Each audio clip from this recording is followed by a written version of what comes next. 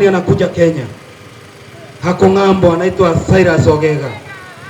Kama wewe ni mwanaume, kama wewe unajiamini, uza yeye hata shati.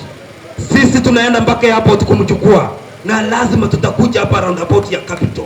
Kama wewe ni mwanaume, uza yeye, tusikie umegusa Cyrus Ogega, hautachua ujui. Hiyo ndio ya mwisho. Asanteni sana, Mungu wa amani awabariki wana bodaboda. Mfanye kazi kwa amani na hakuna mtu anawasumbua, sisi wote turudi hivi tuende kwa ofisi. Asanteni sana.